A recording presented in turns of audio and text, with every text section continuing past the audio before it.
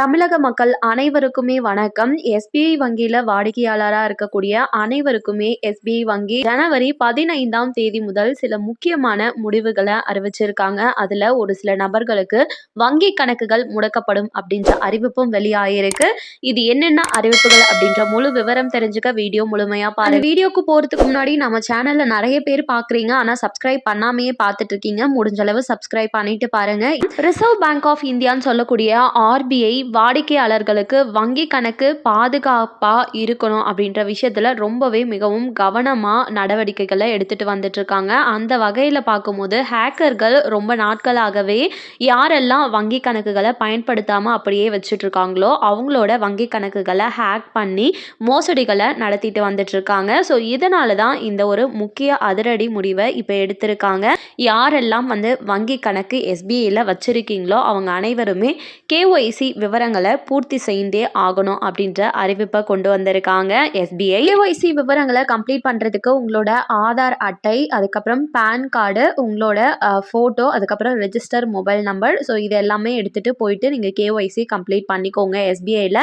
இதனை தொடர்ந்து பார்த்தீங்கன்னா எல்லாருமே எஸ்பிஐ வங்கியில ஏடிஎம் கார்டு வச்சிருப்பீங்க. அதுல வித்ட்ராவல் லிமிட்டை கம்மி பண்ணியிருக்காங்க. அதாவது கிளாசிக் மாஸ்ட்ரோ டெபிட் கார்டு இருக்கு அப்படின்னா ஒரு நாளைக்கு 20,000 மட்டும்தான் எடுக்க முடியும் அப்படின்னும், அதுவே உங்ககிட்ட கோல்ட் டெபிட் கார்டு இருக்குன்னா 50,000 ரூபாயும், பிளாட்டினம் டெபிட் கார்டு வச்சிருக்கீங்க அப்படின்னா ஒரு நாளைக்கு 1,00,000 வரையும் நீங்க ஏடிஎம்ல பணம் எடுத்துக்கொள்ளலாம். ஜனவரி 15ஆம் தேதி முதல் அமலுக்கும் வர இருக்கிறதா சொல்லியிருக்காங்க. இது எதற்காக அப்படின்னா, இன்கேஸ் உங்களோட ஏடிஎம் கார்டு யாராச்சும் எடுத்துட்டாங்க, மிஸ் பண்ணிட்டீங்க அப்படின்னா இதுக்கு மேல பண பரிவர்த்தனை எதுவும் மேற்கொள்ள முடியாது அப்படின்ற ஒரே ரீசனுக்காக தான் அப்படின்றத கொண்டு வந்திருக்காங்க. அண்ட் மூன்றாவது முக்கிய அறிவிப்பா, யாரெல்லாம் வருமான வரி தாக்கல் செய்வீங்களோ அவங்க யோனோ ஆப்பை பயன்படுத்தி இலவசமா தாக்கல் செஞ்சுக்கலாம் அப்படின்ற அறிவிப்பையும் கொண்டு வந்திருக்காங்க.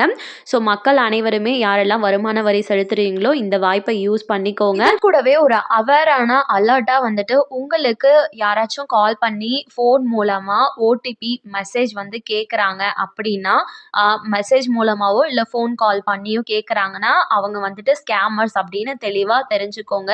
நாங்கள் எஸ்பிஐ தரப்புல இருந்து யாருமே ஓடிபி வாங்குறது கால் பண்ணியோ இல்லைனா மெசேஜ் பண்ணியோ கேட்க மாட்டோம் அப்படின்ற அறிவிப்பையும் சொல்லியிருக்காங்க.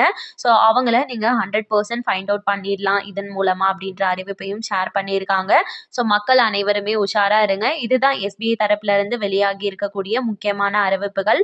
கண்டிப்பா இந்த அறிவிப்பு அனைவருக்குமே பயனுள்ளதா இருக்கும் அப்படின்னு நம்புறேன். மேலும் இது போல அரசாங்கம் அறிவிக்கிற அனைத்து உண்மை அப்டேட்களையும் உடனுக்குடனே தெரிஞ்சுக்க நம்ம சேனலை சப்ஸ்கிரைப் பண்ணிடுங்க. வீடியோ பயனுள்ளதா இருக்கு அப்படின்னு நினைச்சீங்கன்னா மறக்காம ஒரு லைக் பட்டனையும் தட்டி விட்டுருங்க. நிறைய பேருக்கு ஷேரும் பண்ணுங்க. அது மூலமா அவங்களும் பயன்பெறட்டும். அண்ட் தேங்க்யூ ஃபார் வாட்சிங்.